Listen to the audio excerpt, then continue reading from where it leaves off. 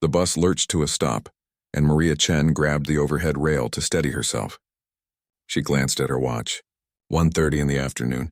She had 30 minutes to get to Morgan and Associates, and according to her phone's map, it was still a 10-minute walk from this bus stop.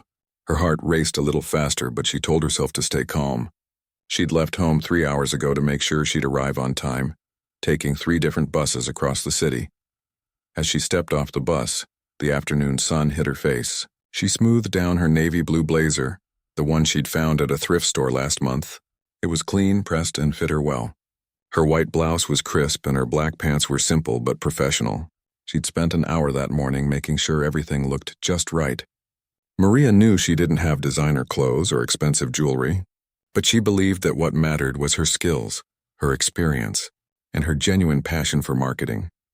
The walk to the office building took her through the financial district. Tall glass buildings stretched toward the sky, reflecting clouds and sunshine. People in expensive suits rushed past her, talking on phones, carrying leather briefcases and designer handbags. Maria clutched her portfolio bag a little tighter. Inside were printouts of her work, campaigns she'd created for small businesses that had increased their sales, social media strategies that had gone viral, and letters of recommendation from previous employers who called her a creative genius. She'd been so excited when she got the call for this interview. Marketing coordinator at Morgan & Associates. It was exactly the kind of position she'd been dreaming about. A chance to work with bigger clients, to create campaigns that could reach thousands of people, to finally use all the ideas that filled her notebooks late at night. When the HR person had called to schedule the interview, they'd sounded professional and kind. Maria had felt hopeful then. She felt hopeful now, even as butterflies danced in her stomach. The building's lobby was impressive. Marble floors, a fountain in the center, and a directory board listing companies that occupied different floors. Morgan & Associates was on the 15th floor. Maria rode the elevator up, watching the numbers climb. She used the reflective elevator doors to check her appearance one more time. Her long dark hair was pulled back in a neat bun. She wore minimal makeup, just enough to look polished. She looked professional. She looked ready. The elevator doors opened and Maria stepped into a reception area that took her breath away. Everything was sleek and modern. White leather couches sat in the waiting area. Abstract art hung on the walls. A massive desk dominated the space, and behind it sat a young woman with perfectly styled blonde hair and a designer dress that probably cost more than Maria's entire month's rent. Maria approached the desk with a smile. "Hello, I'm Maria Chen. I have a 2 o'clock interview for the marketing coordinator position." The receptionist looked up from her computer screen, and Maria noticed the way her eyes traveled from Maria's face down to her shoes and back up again. It was quick, barely a second, but Maria saw it. She'd seen that look before. It was the look people gave when they were judging you, measuring you, deciding whether you belonged in their world. "Take a seat," the receptionist said, her voice flat. She didn't smile back. She didn't say welcome or they'll be with you shortly, or any of the polite things receptionists usually say. Just those 3 words. "Take a seat." Maria nodded and walked to the waiting area. She chose a chair by the window and set her portfolio bag on her lap. She could see the receptionist from where she sat, and she noticed the woman lean over to whisper something to a young man who'd just walked up to the desk. He was wearing an expensive suit and had perfectly gelled hair. He glanced in Maria's direction, and both of them smiled at each other in a way that made Maria's stomach twist uncomfortably. She tried to focus on her portfolio, flipping through the pages she'd organized so carefully. Her first campaign for a local bakery that had tripled their customer base. Her viral social media strategy for a family-owned restaurant. Her rebranding project for a nonprofit that had won a regional award. She'd done all of this while working for small companies, with tiny budgets, using creativity and hard work instead of big advertising dollars. 2:15 came and went. Maria looked toward the desk, but the receptionist was busy on her computer, seemingly unaware that Maria had been waiting for 15 minutes past her scheduled time. Maria decided to give it a few more minutes. Maybe they were running behind. Maybe the previous interview had gone long. These things happened. At 2:30, another woman entered the reception area. She was younger than Maria, maybe in her mid-20s, wearing a designer suit that screamed money. Her shoes alone probably cost more than Maria's entire outfit times 10. She approached the desk, and Maria watched as the receptionist's face transformed into a bright, welcoming smile. You must be here for the junior analyst position, the receptionist said warmly. Let me let them know you're here. Can I get you some coffee or water while you wait? The young woman had barely sat down when someone came out to greet her and escort her back to the interview rooms. Maria checked her watch again. 2:35. She'd been waiting for 35 minutes now. She stood up and approached the desk. Excuse me, Maria said politely. I was just wondering about my interview. I was scheduled for 2 o'clock, and I know sometimes things run behind, but I wanted to make sure I didn't miss anything. The receptionist looked at her like she was an inconvenience. Someone will call you when they're ready, she said, and turned back to her computer. Maria returned to her seat, feeling a knot forming in her chest. She'd worked in enough offices to know the difference between being professionally delayed and being deliberately ignored. This was starting to feel like the latter. Another candidate arrived at 2:45. This one was a man in his 30s wearing an expensive watch and carrying a leather briefcase. Same warm reception from the desk. Same quick escort to the back. Maria had now been waiting for 45 minutes, and she'd watched 2 people who arrived after her get seen first. She pulled out her phone and reread the confirmation email. 2 o'clock marketing coordinator position. Ask for the HR department. She had the right time, the right position, the right place. So why was she being treated like she didn't matter? At 3 o'clock, a full hour after her scheduled interview time, Maria approached the desk again. I'm sorry to bother you, she said, keeping her voice calm and polite even though frustration was building inside her. But I've been waiting for an hour now. My interview was at 2. Is there any way you could check on when I might be seen? The receptionist let out an audible sigh like Maria was asking her to climb a mountain. She picked up her phone and pressed a few buttons. There's someone here for the marketing position, she said into the phone, her tone suggesting this was a massive inconvenience. Yeah, she's been waiting. A pause. Okay. She hung up and looked at Maria. Someone will come get you. 5 more minutes passed before a door opened and the young man Maria had seen earlier emerged. He had a name tag that read, Brandon, HR Coordinator. He looked at Maria with barely concealed surprise, like he hadn't expected her to still be there. Maria Chen? He asked. Yes, Maria said, standing up with her portfolio. Thank you for seeing me. He didn't respond, just turned and started walking. Maria followed him down a hallway lined with offices and conference rooms. Through the glass walls, she could see people working, having meetings, laughing over coffee. It looked like a good place to work. It looked like the kind of environment where she could thrive. Brandon led her to a conference room and opened the door. Wait here, he said, and disappeared. Maria entered the room and took a seat at the large table. She arranged her portfolio in front of her and took a deep breath. This was it. This was her chance. Whatever had happened in the waiting room, whatever strange energy she'd felt, she could still turn this around. She could show them what she was capable of. She could prove that she belonged here, that she deserved this opportunity. She had no idea what was waiting for her on the other side of that door. Maria sat in the conference room for another 10 minutes before the door finally opened. A woman walked in, followed by Brandon. The woman was tall, with sharp features and hair pulled back so tightly it looked painful. She wore a gray designer suit and carried herself with the kind of confidence that bordered on arrogance. She didn't smile as she entered. Claire Stevens, department manager, the woman said, not offering a handshake. She sat down across from Maria and opened a laptop. Brandon took a seat beside her, pulling out his phone and placing it on the table like he might need to check it at any moment. Maria extended her hand anyway, even though Claire had already sat down. Maria Chen, thank you so much for taking the time to meet with me. I'm really excited about this opportunity. Claire glanced at Maria's outstretched hand but didn't take it. Her eyes, however, traveled over Maria's outfit in that same assessing way the receptionists had. Maria slowly lowered her hand, feeling heat creep up her neck. Let's get started, Claire said, her tone businesslike but cold. Tell me about yourself. Maria had practiced this answer 100 times. She spoke clearly and confidently about her background, her master's degree in marketing, her 7 years of experience working with businesses to build their brands and connect with customers. She talked about her passion for understanding what makes people respond to messages, how she loved the challenge of taking a product or service and finding the story that would resonate with the right audience. As she spoke, she noticed that Claire wasn't really listening. The woman's eyes kept drifting to her laptop screen, and once Maria was sure she saw Claire's lip curl slightly, like she smelled something unpleasant. When Maria finished, there was a brief silence. Then Claire said, "And where exactly have you been working?" "I've worked with several small to medium-sized businesses," Maria said, reaching for her portfolio. "I have examples of my work right here. I created a campaign for a local bakery that increased their foot traffic by 300%.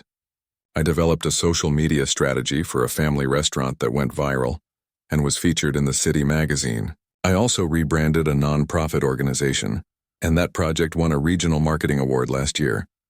She opened her portfolio and slid it across the table. Claire glanced at it for maybe 3 seconds before pushing it back.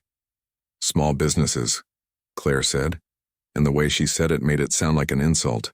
"We work with corporate clients here, Fortune 500 companies, international brands. It's a very different level of sophistication." "I understand," Maria said, trying to keep her voice steady. "But I believe the principles of good marketing are the same regardless of the size of the company. It's about understanding your audience, crafting the right message, and delivering it through the right channels. The bakery campaign I did used the same strategic thinking that any large corporation would use.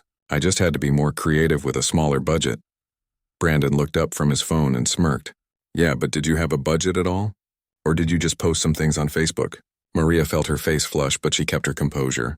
"I developed comprehensive campaigns that included market research, competitor analysis, brand positioning, content strategy, and performance metrics. The tools might have been different, but the methodology was sound.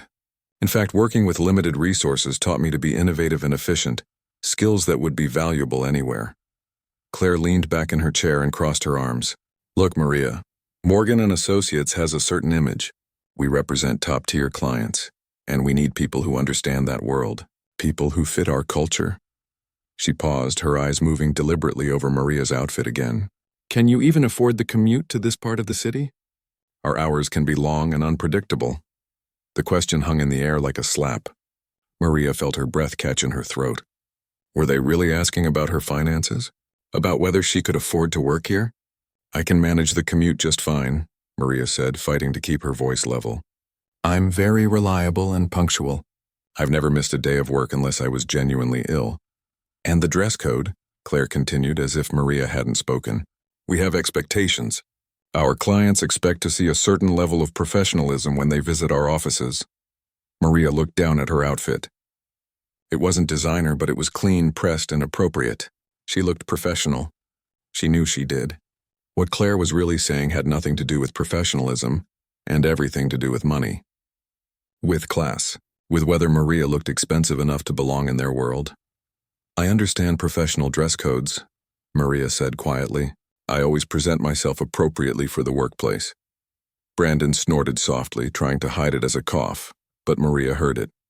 She saw the way he and Claire exchanged a quick glance, a shared moment of superiority. Her hands clenched in her lap, but she forced herself to stay calm, to keep trying. "I'd really love to discuss the specific role," Maria said, steering the conversation back to safer ground. The job description mentioned developing campaigns for new product launches. I have extensive experience with that. I helped launch a new line of organic products for a local store, and we exceeded our first-year sales projections by 200%. "Organic products at a local store," Claire repeated, and again her tone turned those words into something small and insignificant. "We just launched a campaign for a global tech company's new smartphone. That involved coordinating with teams across 3 continents, managing a $10 million budget, and creating content for 12 different markets. Do you really think your experience compares?" Maria wanted to say yes. She wanted to explain that creativity, strategy, and understanding human behavior didn't change whether you had $10 or $10 million to spend. That some of the best campaigns in history had started small. That giving her a chance to prove herself was what good companies did. But the words stuck in her throat because she could see in Claire's eyes that nothing she said would matter. The decision had been made before Maria ever walked through the door. "I'm a quick learner," Maria said instead, hating how desperate she sounded. "And I work harder than anyone. I know I could excel in this role if given the chance." Claire closed her laptop with a decisive click. "The thing is, Maria, we need someone who already understands corporate culture. Someone who's going to fit in seamlessly with our team and our clients. Someone who gets it. She stood up and Brandon immediately followed suit. Frankly, I don't think this is the right fit. For either of us, Maria's heart sank. But we've barely talked about my qualifications. I have references. I have a portfolio of successful work. I have ideas that could really help your clients. The position has been filled, Claire said flatly. It was a lie and they both knew it. The job posting had been up until yesterday. Maria had checked that morning. Filled? Maria repeated. But I was scheduled for this interview. Surely if it was filled, someone would have called to cancel. Things move quickly here, Claire said with a tight smile. Brandon, please show Ms. Chen out. Brandon stepped toward the door and opened it, clearly expecting Maria to follow. Maria sat for one more moment, looking at her portfolio on the table, at all the work she'd done, all the proof that she was good at what she did. None of it mattered. Not here. She gathered her things slowly with as much dignity as she could manage. As she stood, she looked Claire directly in the eye. Thank you for your time, she said. Her voice didn't shake. She was proud of that. Claire had already turned away, looking at her phone. She didn't respond. Maria followed Brandon back down the hallway. Through the glass walls of the conference rooms and offices, she could see people working, laughing, thriving. It could have been her. She could have been part of this. But they'd decided she wasn't good enough before she'd even opened her mouth. As they walked through the main office area, Maria heard Brandon's voice rise slightly. He was talking to a colleague who'd fallen into step beside them. Another one of those diversity quota interviews, Brandon said, not even bothering to lower his voice. HR makes us see them, but come on. Like she was ever going to fit in here. He laughed. Might as well have shown up in jeans. The colleague laughed too. Where do these people even come from? Do they not own a mirror? Maria's face burned. She wanted to turn around, to tell them she could hear every word, that she had a master's degree and years of experience and was probably more qualified than both of them combined. But her throat was tight and tears were threatening at the corners of her eyes, and all she wanted was to get out of this building before she broke down completely. They reached the reception area, and Brandon made a show of holding the door open for her. Have a great day, he said with fake cheerfulness, and Maria could hear the mockery underneath it. She walked to the elevator on shaking legs. When the doors closed and she was finally alone, she let out a breath she didn't know she'd been holding. She pressed the button for the lobby and watched the numbers descend. 15, 14, 13. By the time she reached the ground floor, tears were streaming down her face. She walked quickly through the lobby, not wanting anyone to see her crying. She made it outside into the bright afternoon sunshine and kept walking until she was a block away from the building. Then she ducked into a small park and sat on a bench, letting herself finally fall apart. All the hope she'd felt that morning was gone. In its place was a familiar ache, the feeling of being judged and found wanting, of being dismissed because of how she looked rather than what she could do. She'd faced rejection before, every job seeker had, but this was different. This wasn't about her qualifications or experience. This was about them deciding she wasn't their kind of people. Maria pulled out her phone with trembling hands. She needed to hear a friendly voice, someone who believed in her. She called her husband David. He answered on the second ring. Hey, how did it go? His voice was warm, expectant, hopeful. Maria tried to speak, but a sob came out instead. She pressed her hand over her mouth, trying to control herself. Maria? Baby, what happened? David's voice shifted immediately to concern. Are you okay? Where are you? I'm fine, she managed to say, though her voice cracked on the words. I'm sorry. It was awful, David. It was so awful. Tell me what happened, and so she did. Sitting on that park bench with people walking past and birds chirping in the trees like the world was still normal, Maria told her husband Ever. David Chen sat in his corner office on the 23rd floor of Wellington Global Headquarters, staring at his phone long after Maria had hung up. His hand gripped the device so tightly his knuckles had turned white. Everything in him wanted to act right now, immediately, but he forced himself to take a breath and think. His wife was hurting. He'd heard it in every word, every shaky breath she'd taken while telling him what had happened, the way they'd made her wait, the dismissive looks, the cruel comments about whether she could afford the commute, whether she understood their culture, whether she fit their image. And then that HR coordinator laughing about her in the hallway like she was nothing. David set his phone down and looked out the window at the city skyline. 2 weeks ago, he'd accepted the position as CEO of Wellington Global, one of the largest consulting firms in the region. Morgan & Associates was one of their subsidiary companies, a boutique firm they'd acquired 3 years ago. He'd been so focused on learning the operations, meeting with board members and understanding the company's various divisions that he hadn't yet visited all the branch offices. Morgan & Associates had been on his list for next month. Not anymore. The irony wasn't lost on him. His own wife had been treated like trash at a company he now ran, and she had no idea. Maria knew he'd taken a new executive position, but he'd been deliberately vague about the details. It wasn't that he was keeping secrets exactly. It was more that they'd both agreed years ago that she wanted to succeed on her own merits, without his help or connections. She'd always been proud, independent, determined to make her own way in the world. When they'd first met in graduate school, David had been drawn to that independence. Maria was brilliant, creative, and completely unimpressed by his family's wealth or his ambitious career plans. She'd fallen in love with him, not his future prospects. Even now, after 10 years of marriage, she insisted on keeping some things separate. Her career was hers. She applied to jobs without mentioning his name. She wanted to be hired because she was good, not because of who she was married to. David had always respected that. Admired it even. But right now, sitting in his office with rage simmering in his chest, respect for her independence was battling with his desire to protect her, to make sure the people who'd hurt her understood exactly what they'd done. He picked up his desk phone and pressed the button for his executive assistant. She answered immediately. "Mr. Chen? Patricia, I need you to clear my schedule for tomorrow morning." All of it. There was a pause. "Sir, you have the quarterly review meeting with the board at 9 and the investor presentation at 11. Those have been scheduled for months. Reschedule them," David said. His voice was calm but firm. "And I need you to contact Morgan & Associates. Tell them I'll be visiting their office tomorrow morning at 8 sharp.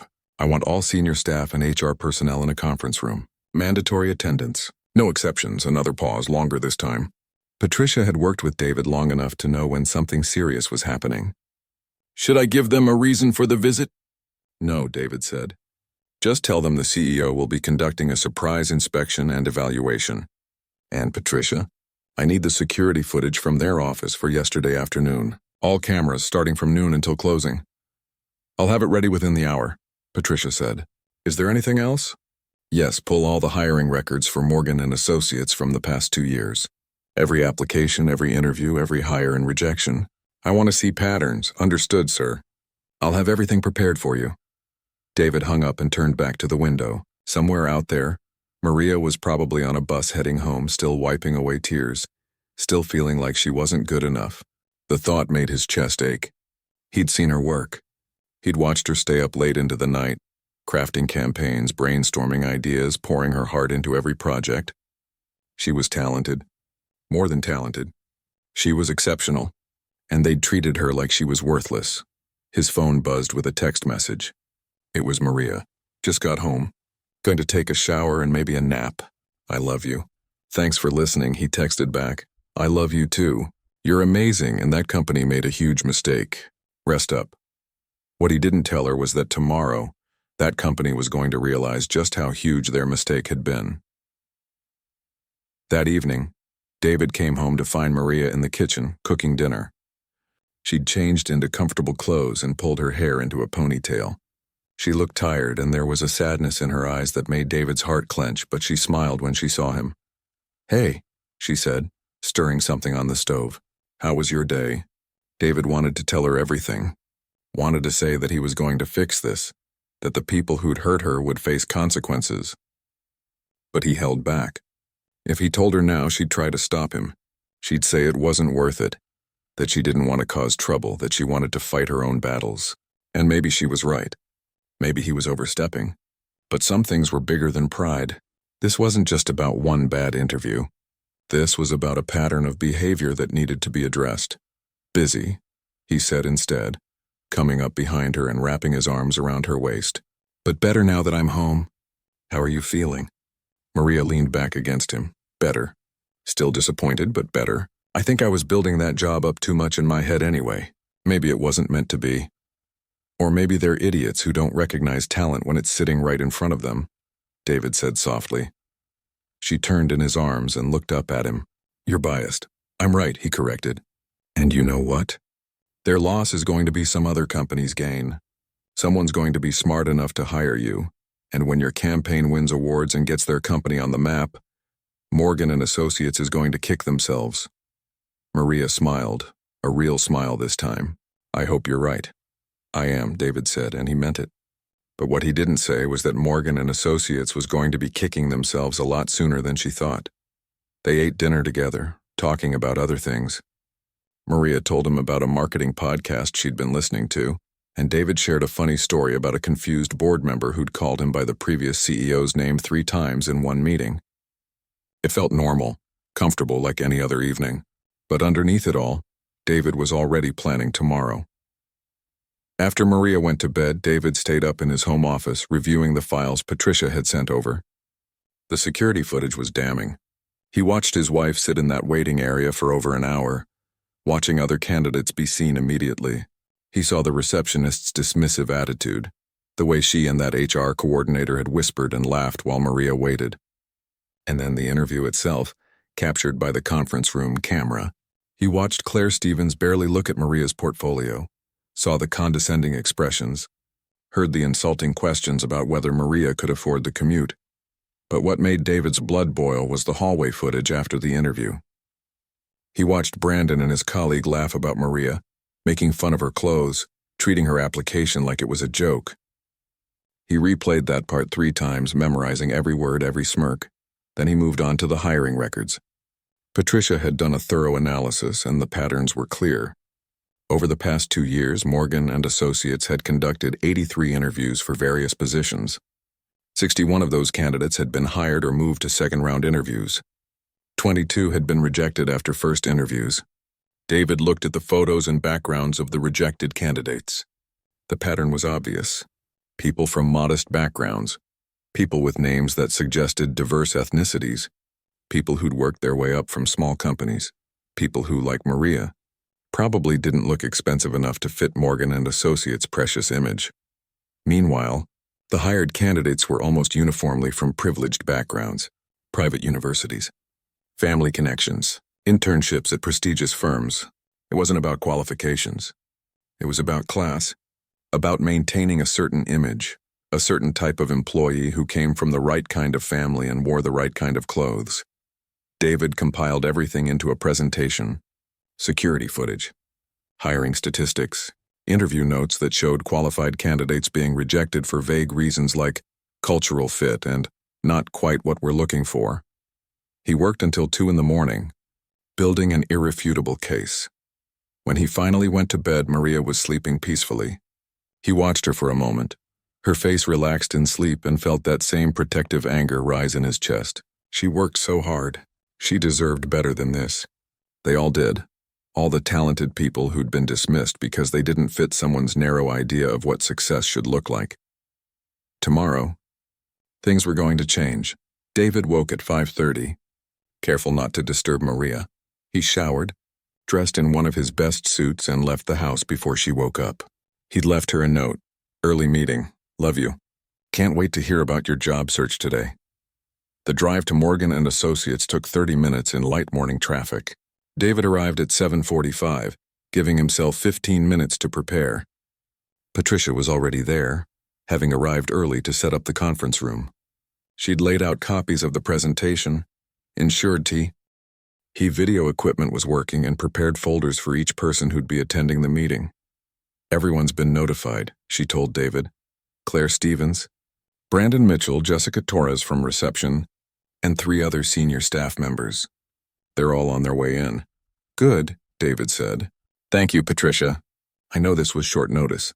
Sir, Patricia said carefully. May I ask what this is about? David looked at her. Patricia had been with him for 3 years, following him from his previous position. She was discreet, loyal, and smart. She'd earned his trust. Yesterday, my wife interviewed here for a marketing coordinator position, he said. She was treated with disrespect and discrimination. And based on the records you pulled, it's not an isolated incident. This company has been systematically rejecting qualified candidates based on appearance and perceived socioeconomic status while hiring less qualified candidates who fit their preferred image. Patricia's eyes widened. Oh no, Mr. Chen, I'm so sorry. That's terrible. It is, David agreed. And it ends today. At 8 o'clock, David walked into the conference room. 6 people were already seated, looking nervous and confused. He recognized Claire Stevens immediately from the video footage. She sat at the far end of the table, trying to look confident but failing. Brandon was next to her, pale and fidgeting. And at the near end was Jessica, the receptionist, who looked terrified. David took his place at the head of the table and looked at each person in turn. None of them knew who he was yet. They'd been told the CEO was coming, but David Chen was a new name to them. He'd only been CEO for 2 weeks, and he hadn't done a company-wide introduction yet. They had no idea that the woman they'd dismissed yesterday was his wife. That was about to change. "Good morning," David said, his voice cutting through the nervous murmurs in the conference room. "Thank you all for being here on such short notice. I'm David Chen, CEO of Wellington Global. As some of you know, Wellington acquired Morgan & Associates 3 years ago, which means I oversee operations here. This is my first visit to your office." He let that sink in for a moment, watching recognition dawn on their faces. Claire's confident expression faltered. Brandon went even paler. Jessica looked like she might be sick. "I'd like to begin by discussing your hiring practices," David continued, opening his laptop. "Specifically, I want to review how candidates are treated from the moment they enter this building until they leave." Claire cleared her throat, attempting to regain her composure. "Mr. Chen, I assure you we maintain the highest standards in our recruitment process. We're very selective about who we bring onto our team. Morgan & Associates has a reputation to uphold." "Interesting choice of words," David said. "Standards, reputation. Let's explore what those mean to you." He pressed a button on his laptop and the large screen on the wall flickered to life. "This is security footage from your reception area yesterday afternoon, starting at 1:45 p.m. The room fell silent as the footage began to play. Everyone could see Maria entering the reception area, approaching Jessica's desk with a smile, introducing herself. They watched Jessica's cold response, the way she didn't smile back, didn't offer any warmth. They saw Maria take a seat in the waiting area. David paused the video. "Maria Chen, interviewed yesterday for the marketing coordinator position. She arrived 15 minutes early for her 2 p.m. appointment. Good professional practice, wouldn't you say?" No one spoke. Claire's jaw was tight. Jessica was staring at the table. "Let's continue," David said, resuming the footage. They watched as Maria waited. 2:15, 2:30. They saw other candidates arrive after Maria, candidates who were immediately greeted with warmth, offered refreshments, and quickly escorted to their interviews. "This candidate," David said, pausing on a young woman in an expensive suit, arrived at 2:25. She was taken back for her interview within 5 minutes. Maria Chen, meanwhile, waited for over an hour. "Can someone explain to me why a candidate who arrived early for a scheduled appointment was made to wait, while later arrivals were seen first?" Jessica opened her mouth, but no words came out. Her hands were trembling on the table. "Let me make this easier," David said. "Here's what happened next."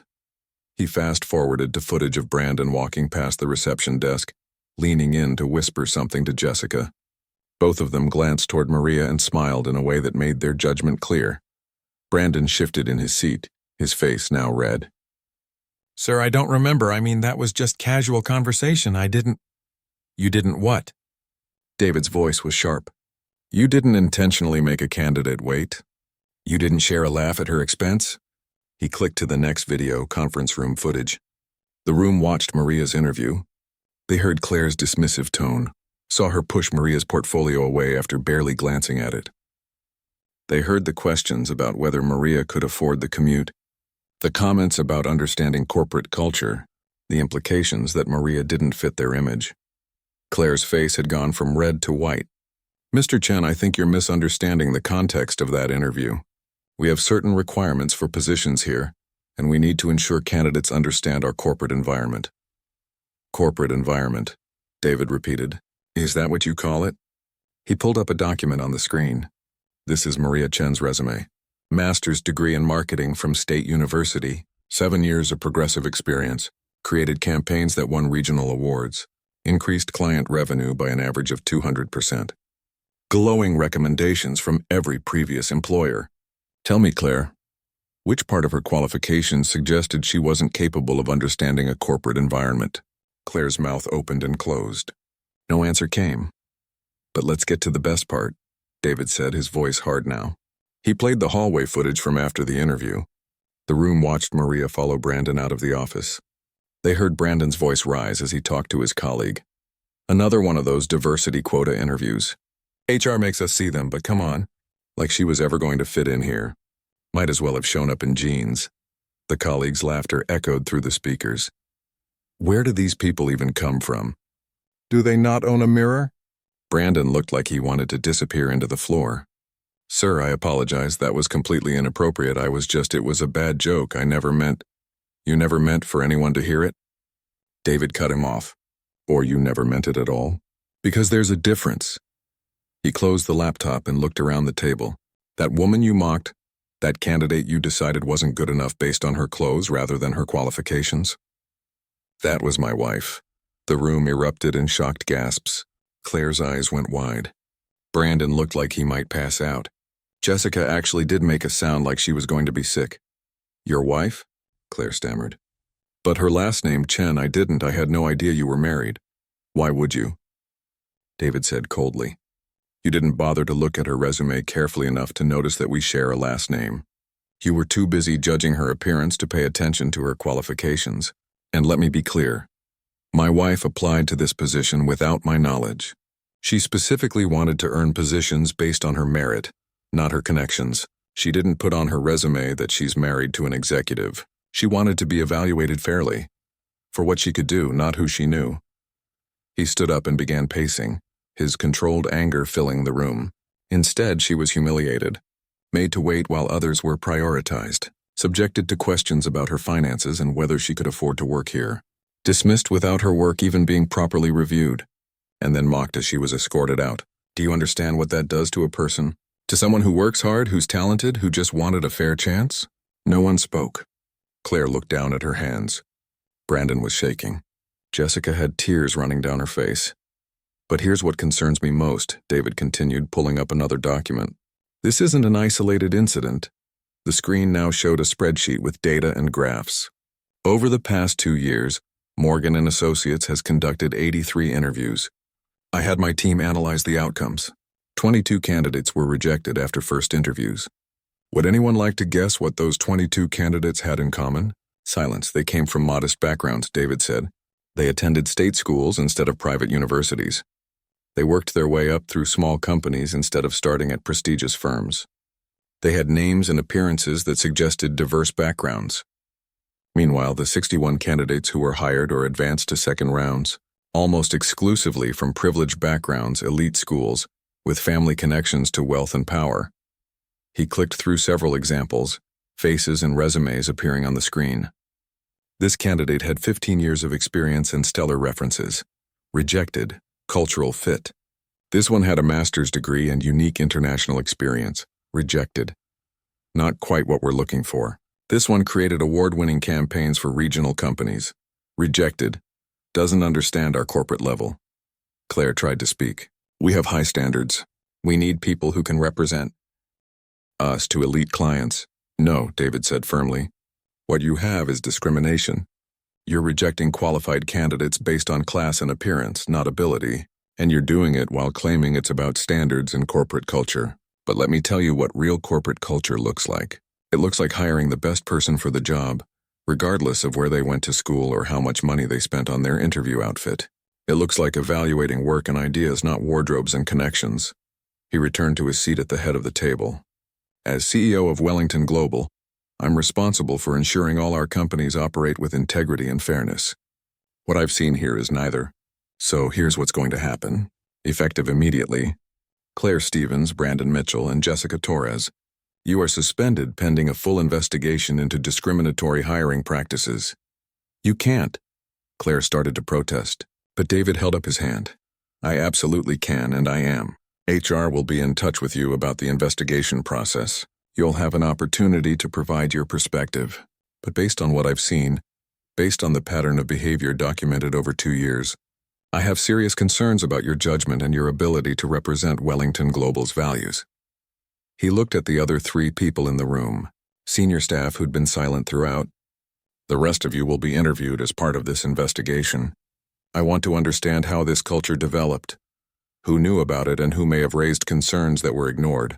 Morgan and Associates will be implementing immediate reforms to prevent this from happening again. One of the senior staff members, an older man with gray hair, spoke up. Mr. Chen, may I ask what kind of reforms you're considering? Blind resume reviews where names and photos are removed during initial screening, David said. Mandatory diversity and inclusion training for all staff, especially those involved in hiring. A revised interview process with standardized questions and multiple interviewers to reduce bias. An anonymous hotline where candidates can report discriminatory treatment. And regular audits of hiring patterns to identify any ongoing issues. He stood again, signaling the meeting was ending. Wellington Global was built on the principle that talent and hard work matter more than background or connections. Every company under our umbrella will reflect those values, or they won't be part of Wellington Global. Is that clear? Everyone nodded, even Claire, Brandon, and Jessica, though their nods were defeated, resigned to their fate. One more thing, David said, his voice softer now but no less serious. I want each of you to think about this. At some point in your lives, you were probably the person on the outside looking in. Maybe you were the scholarship kid at a fancy school. Maybe you were the first in your family to get a corporate job. Maybe you were the one who felt judged before you even opened your mouth, and someone somewhere gave you a chance. They looked past your clothes or your background or your nervousness and saw your potential. He paused, letting his words settle. My wife is that person for someone else. She's brilliant, creative, hardworking, and passionate about what she does. She could make any company better. But you never gave her the chance to show you that. You decided who she was based on superficial judgments, and in doing so, you revealed more about your own limitations than hers.